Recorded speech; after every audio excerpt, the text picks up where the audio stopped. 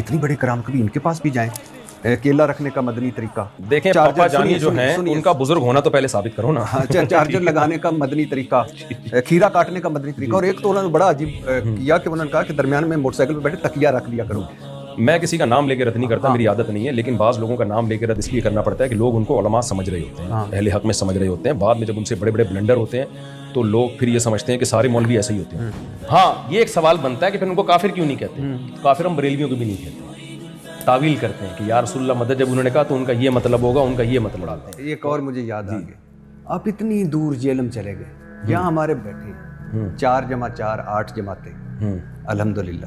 وہ کہہ رہے تھے کہ موٹر سائیکل کی ٹینکی، پیٹرول والی ٹینکی پہ نا انا تو ہے نا کوثر، انا تو ہے نا کل کوثر فصلی لربک وانہار انا شانیہ کا ابتر، یہ پڑھ کے پھونکا کرے پیٹرول میں برکت ہوگی. کتنی بڑی کرام، کبھی ان کے پاس بھی جائیں. کیلا رکھنے کا مدنی طریقہ. دیکھیں پاپا جانی جو ہیں ان کا بزرگ ہونا تو پہلے ثابت کرو نا. چارجر لگانے کا مدنی طریقہ، کھیرا کاٹنے کا مدنی طریقہ. اور ایک تو انہوں نے بڑا عجیب کیا کہ انہوں نے کہا کہ درمیان میں موٹر سائیکل پہ بیٹھے تکیہ رکھ لیا کرو. یہ تکیہ وہ ایک سائنٹیفک چیز ہے جو برے خیالات آنے سے روکتی ہے دونوں کے آپس میں. تو ادھر کبھی چلے جائیں نا، یہ ساتھ ہی فیضان مدینہ، ان کو بھی کہیں کہ خدا کے لیے اسلام کو کس طرح آپ نے بنا دیا. میں آپ کو ایک اصولی بات بتاتا ہوں. کرامت کے باب میں نا جو اس طرح کے واقعات جو ابن تیمیہ نے لکھے، اور آپ پہلے مجھے بتاتے میں یہ سوال کروں گا تو میں حدیث کی کتابوں سے آپ کو نکال کے کرامت کے واقعات جو بڑے بڑے محدثین نے اس سے بھی زیادہ عجیب واقعات، جن میں یہ کہ مرا ہوا گدھا زندہ ہو گیا، ٹھیک ہے نا، اس سے بھی زیادہ عجیب واقعات ہیں، وہ میں آپ کے سامنے پیش کرتا ہوں. یہ پپا جانی کی بات کر رہے ہیں؟ نہیں، پپا جانی کی نہیں، پپا جانی پہ میں آتا ہوں، ابھی آتا ہوں میں پپا جانی پہ. پہلے یہ ٹاپک کیونکہ بڑا سینسٹیو ہے، اس کو کمپلیٹ کریں. جی. دیکھیں عیسائیوں نے جب حضرت عیسیٰ علیہ السلام کے معجزے دیکھے نا، تو ان معجزوں کی نسبت انہوں نے اللہ کی طرف کرنے کے بجائے عیسیٰ ابن مریم کی طرف کر دی اور شرک میں مبتلا ہو گئے. اور جنہوں نے حضرت عیسیٰ کا انکار کیا انہوں نے ان معجزوں کا انکار کر دیا کہ یہ جادو ہے، یہ امپاسبل. تو اس سے پتہ چلتا ہے کہ محیر العقول یعنی عقل سے خلاف عقل یا عقل سے بالاتر جب کوئی واقعات ہمارے سامنے آتے ہیں تو اس میں دو انتہائیں ہیں. ایک انتہا تو یہ، ہاں وہ واقعہ مستند ذریعے سے ہو اور جس کی طرف اس واقعے کی نسبت ہے اس کا ولی اللہ ہونا ثابت ہو جائے، پیغمبر کا پیغمبر ہونا ثابت ہو جائے اور ولی اللہ کا ولی اللہ ہونا ثابت ہو جائے. تو جب یہ دو چیزیں ثابت ہو گئیں، پھر اگر کوئی واقعہ ان کی طرف ایسا منسوب ہے جو بالکل عقل کے خلاف ہے، جیسے موسیٰ علیہ السلام کا لاٹھی کا سانپ بنا دینا، تو یہ جب عقل کے خلاف واقعہ سامنے آئیں گے تو پھر اس میں دو ذہنیتیں. ایک ذہنیت ہے ایتھیس اور ملحد لوگوں کی، وہ کہتے ہیں امپاسبل، یہ ہو ہی نہیں سکتا. یہ وہ ذہنیت ہے جنہوں نے پیغمبروں کے معجزوں کا انکار کروایا اور اولیاء اللہ کی کرامتوں کا انکار کروایا. دوسری ذہنیت ہے شرکیہ جو عیسائیوں کی ہے. وہ کہتے ہیں کہ یہ جو ہے نا حضرت عیسیٰ نے خود کیا ہے، اللہ نے آپ کو طاقتیں دی تھی لہذا وہ عیسیٰ کو اللہ کا بیٹا بنا لیا. تو اعتدال والی راہ کیا ہے بھائی؟ اگر مستند ذریعے سے آئی ہے تو اس کا انکار نہ کرو اور نسبت اللہ کی طرف کرو. اسی وجہ سے ہم کہتے ہیں کہ جو یہ کہتے ہیں نا فضائل اعمال میں شرک بھرا ہوا ہے، وہ عیسائی ذہنیت سے دیکھتے ہیں. اور جو یہ کہتے ہیں کہ یہ واقعات ممکن ہی نہیں ہیں، وہ ملحد ہیں، وہ ایتھیس ذہنیت سے دیکھتے ہیں. اگر فضائل اعمال میں شرک بھرا ہوا ہوتا نا تو آج فضائل اعمال پڑھنے والے دنیا کے سب سے بڑے مشرک ہوتے. میں نے تبلیغیوں سے زیادہ کوئی توحید پرست دیکھا نہیں. ان کو قبروں سے لوگوں کو اٹھا کے صرف اللہ سے ہوتا ہے، اللہ کے سوا سے نہیں ہوتا، یہ نعرہ لگاتے ہوئے تو سنا ہے انہوں نے. حالانکہ وہ صبح و شام فضائل اعمال کی کرامتیں پڑھتے ہیں لیکن توحیدی ذہن سے. ہاں آپ کہہ رہے ہیں میں ان کے پاس کیوں نہیں گیا؟ ہاں انہوں نے بلایا نہیں مجھے. اور دوسرا وہ علمی لائن کے آدمی نہیں ہے نا، وہ تو اس طرح کی علمی باتیں وہ تو کہتے ہیں میں بزرگ ہوں اور مجھ سے فیض حاصل کرو. نہیں تو یہ فیض ہے کہ کھیرا رکھنے کا شرعی طریقہ مجھ سے نہیں، میں آپ کو ایز اے عالم پوچھ رہا ہوں کہ یہ شرعی طریقہ نہیں، ایسا کوئی شرعی طریقہ نہیں ہے کھیرا کاٹنے کا، نہ کیلے کو قبلے کی طرف رخ کرنے کا. اور آپ نے اپنے کبھی کسی اسٹوڈنٹ کو کہا انا تو ہے نا کل کوثر پڑھا کے کہ آپ تیرے پیٹرول میں برکت ہوگی؟ میں تو ان وظیفے والوں جو من گھڑت وظیفے بتاتے رہتے ہیں ان کے ویسے ہی بہت خلاف ہوں. صبح شام باتیں. میں ایک سن رہا تھا ٹی وی پہ، وہ کہہ رہا تھا کہ بجلی کے میٹر پہ زم زم لکھو انگلی سے. وہ آ رہا ہے آزاد جمیل. ہاں یہ کون فلم ہے؟ میں کسی کا نام لے کے رد نہیں کرتا، میری عادت نہیں ہے، لیکن بعض لوگوں کا نام لے کے رد اس لیے کرنا پڑتا ہے کہ لوگ ان کو علماء سمجھ رہے ہوتے ہیں، اہل حق میں سمجھ رہے ہوتے ہیں. بعد میں جب ان سے بڑے بڑے بلنڈر ہوتے ہیں تو لوگ پھر یہ سمجھتے ہیں کہ سارے مولوی ایسے ہی ہوتے ہیں. تو اس لیے آزاد جمیل صاحب کے بارے میں لوگوں کو بتا دوں، آپ کے ریفرنس ہی بتا دوں کہ یہ کوئی مستند آدمی نہیں ہے اور بہت ساری چیزیں ہیں جو بلا وجہ ایسی کسی کے بارے میں بات کرنا مناسب نہیں ہے، لیکن یہ کوئی مستند آدمی نہیں ہے، نہ یہ مسائل کا علم جانتے ہیں، کچھ بھی نہیں۔ وہ جو اماں پہ روئے تھے نا، جب اماں کا انتقال ہو گیا تھا، وہ کسی نے بتایا میری اماں پہ ظلم ہوا ہے، وہ بھی کافی انہوں نے، کیا بتاؤں میں، کافی کوشش کی تھی ایکٹنگ کرنے کی، جو صحیح طرح سے ہوئی نہیں ان سے۔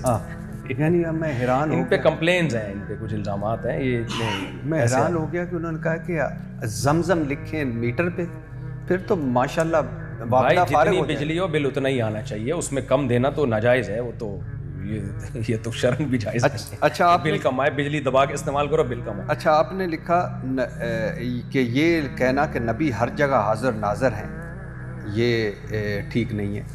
آپ نے کہا کہ اس نیت سے یا رسول اللہ پکارنا کہ میری پکار سن رہے ہوں، مدد کے لیے پکارنا شرک ہے۔ آپ نے کہا یا اللہ مدد چلے گا، یا رسول اللہ صلی اللہ علیہ وسلم مدد نہیں چلے گا، یہ آپ نے کہا، میں آپ کا سن رہا تھا۔ لیکن کلیات امدادیہ حاجی امداد اللہ صاحب کی، جو مہاجر مکی صاحب کی 10 کتابوں کا مجموعہ ہے، اس میں آپ نے ان کے مشکل کشا کو جسٹیفائی کیا کہ وہ کسی اور میں کہہ رہے تھے۔ لیکن سنیے، سخت مشکل میں پھنسا ہوں آج کل، اے میرے مشکل کشا فریاد ہے۔ اب تو یہ شرک نہیں ہے، یہ جملہ شرک کی طرف لے جانے والا ہے، لیکن چونکہ ہم حاجی امداد اللہ مہاجر مکی کو جانتے ہیں کہ وہ نبی صلی اللہ علیہ وسلم یا کسی اور سے اسباب سے ہٹ کے مدد مانگنے کے قائل نہیں تھے، تو اس لیے ہم ان کو کفر سے بچانے کے لیے بتاتے ہیں کہ یہاں مشکل کشا اس معنی میں نہیں ہے کہ اللہ نے اپنے حبیب یا کسی ولی کو اختیارات دے رکھے تھے۔ ہاں یہ ضرور ہے کہ اس جملے سے شرک کی بہرحال بو آتی ہے، لہذا ہم اس کو کبھی بھی ڈیفینڈ نہیں کرتے۔ ہم اگر ان کی خدمت میں ہوتے تو ہم کہتے ہیں حضرت آپ نے ایسی بات کی کیوں ہے کہ جس کو ہمیں ایکسپلین کرنا پڑ رہا ہے کہ اس کا یہ مطلب ہے اور اس کا یہ مطلب ہے، تو ایسا کلام آپ کو نہیں کرنا چاہیے تھا، تو یہ ان کی غلطی ہے۔ کتاب ہے جی جمال الاولیاء مولانا اشرف تھانوی صاحب کی، جی آپ کے پیر و مرشد کی۔ ایک مجذوب نے ایک جمعہ 30 یا 3 جگہوں پر پڑھا، پڑھ سکتے؟ یہ کس کی کتاب ہے؟ یہ جو ہے جمال الاولیاء۔ اب مجھے نہیں پتہ یہ مولانا تھانوی کی ہے بھی کہ نہیں ہے، ان کی طرف نسبت کی ہوئی ہے نہیں، اور پھر اس کا وہی اصولی جواب ہوگا، ایک بزرگ، ایک آدمی ایک ٹائم پہ 30 جگہ نہیں پڑھ سکتا، ختم۔ اچھا اس میں کچھ لوگ کہتے ہیں کہ کرامت کے باب میں نا، کہ وہ جب وہ فلاں جگہ ایک شخص ہمیں نظر آیا یا فلاں سے یہ کام ہو گیا تو اب کیوں نہیں کر رہا وہ یہ کام، تو خوب سمجھ لیں کرامت یا معجزہ وقتی ہوتا ہے، اس میں پیغمبر یا ولی کے پاس اختیارات نہیں آ جاتے کہ وہ جب چاہے جو چاہے کر لے، تو یہ جزوی واقعات ہوتے ہیں، اس سے کسی کے پاس اختیارات نہیں آ جاتے۔ میں اس لیے کہہ رہا ہوں کہ میری اس تقریر سے ایسا نہ ہو کہ کچھ شرک پھیلنا شروع ہو جائے، میں جو کرامات کو ڈیفینڈ کر رہا ہوں تو کسی ولی کے پاس اختیارات نہیں آتے ہیں کہ وہ جب چاہے ایسا کر لے، کہ یعنی جیسے کسی ولی نے، حدیث سے ثابت ہے نا، یہ بخاری مسلم کی حدیث سے، کہ پہلے زمانے میں ایک نوجوان تھا، وہ آنکھوں پہ ہاتھ رکھتا تو بینائی واپس لوٹ آ جاتی تھی۔ والسماء ذات البروج میں جس کا تذکرہ ہے، جس واقعے کی طرف اشارہ ہے، بخاری مسلم میں اس کی تفصیل ہے، تو اس میں ہے کہ پچھلی امتوں میں ایک نوجوان تھا، اس کو اللہ اس کے ہاتھ پہ کیا کرتا تھا، نابینا کے آنکھوں پہ ہاتھ رکھتا، بینائی واپس لوٹ آتی۔